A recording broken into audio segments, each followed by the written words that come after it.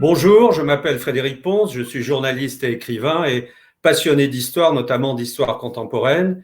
Et je vous invite à suivre le mardi 26 avril à 15 heures en direct, mais en replay aussi si vous avez pris votre petit ticket, une conférence sur un historien un peu oublié qui s'appelle Jacques Bainville, qu'on avait surnommé à l'époque l'historien de l'avenir. Jacques Bainville qui s'inscrit donc dans une série de conférences sur les éveilleurs, les visionnaires, les lanceurs d'alerte, nos lanceurs d'alerte.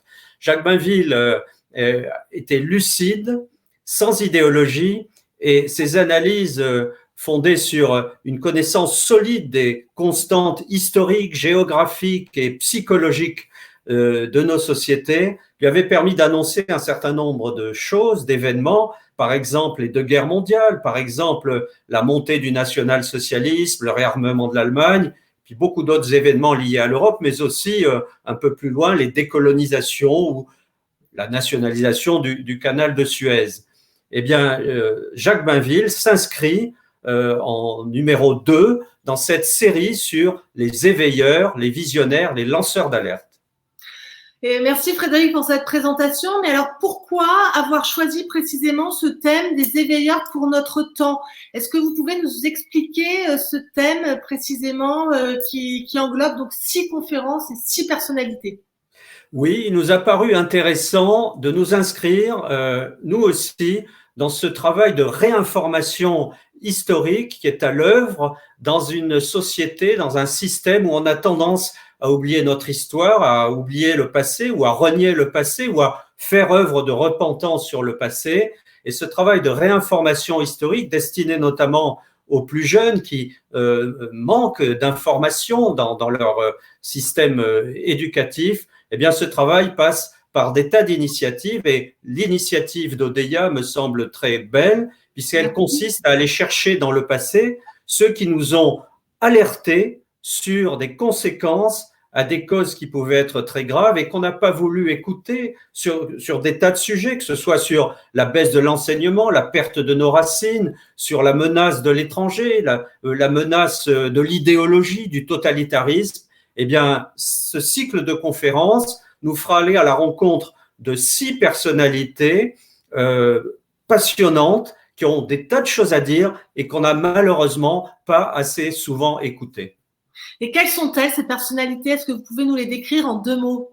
Oui, alors la première conférence a porté sur la personnalité de George Orwell, cet écrivain britannique, journaliste et écrivain, antitotalitaire, qui venait de la gauche et qui a compris les dangers du totalitarisme, qui a inventé et conceptualisé ce concept de novlangue qu'on appelle aujourd'hui la langue de bois, et puis toutes les folies liées à la domination des réseaux d'information, des réseaux sanitaires. C'est un peu, d'une certaine façon, sans trop exagérer, ce que nous vivons aujourd'hui avec les folies autour de la Covid-14.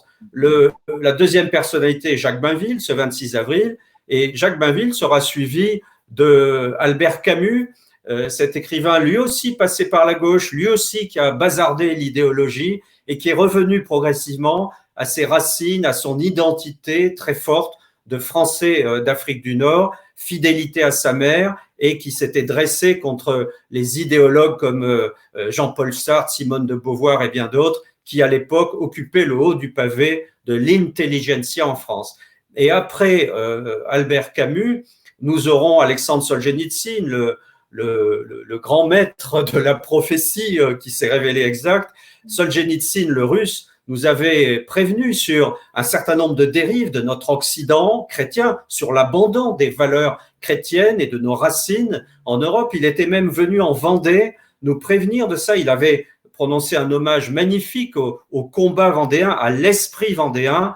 Et là, il est très bon de réécouter ce que nous a dit Solzhenitsyn voici maintenant 20 ans, et nous commenterons un peu ses textes et son discours et la place de sa personnalité aujourd'hui dans l'intelligence de l'Europe, l'Europe et la Russie. Et après Solzhenitsyn, nous aurons Jacqueline de Romilly, célèbre helléniste, qui a été académicienne, professeure au Collège de France, et qui, elle, avait engagé un combat très courageux, très déterminé contre l'abandon de la culture classique, des langues classiques, contre les pédagogues ou les pédagogistes qui étaient en train de ruiner l'éducation nationale et qui sont toujours à l'œuvre, eh bien, ce combat de Jacqueline de Romilly, mené voici 20 ans, est toujours d'actualité parce que je ne crois pas que le système éducatif se soit beaucoup amélioré entre-temps. Et nous terminerons cette série avec notre 6e portrait, le père Henri Boulade, qui est, alors lui est égyptien,